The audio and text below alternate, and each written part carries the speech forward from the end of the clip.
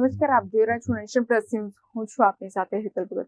શહેરને રખડતા ઢોરથી મુક્ત બનાવવાના દાવા માત્ર કાગળ પર સાબિત થતા હોય તેમ દેખાઈ રહ્યું છે.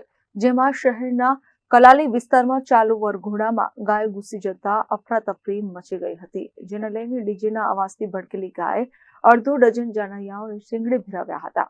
શહેરને રખડતા ઢોરથી મુક્ત બનાવવાના દાવા માત્ર કાગળ પર જોવા મળી રહ્યા છે. જેમાં કલાલી વિસ્તારમાં ચાલુ વરઘોડામાં ગાય ઘૂસી જતા અફરાતફરી મચી જવા પામી હતી. આ ગાય ડીજેના અવાજથી ભડકી હતી, જેને લઈને અડધો ડઝન જાનૈયાઓને શિંગડે ભેરવ્યા હતા.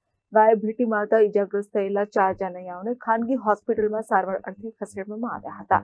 શહેરમાં રખડતા પશુઓના કારણે અગાઉ અનેક નિર્દોષ લોકોએ જીવ ગુમાવ્યા છે. કેમેરામેન નવનીત પ્રવીણ સાથે Satyam Rajkar, nation plus news Vadodara.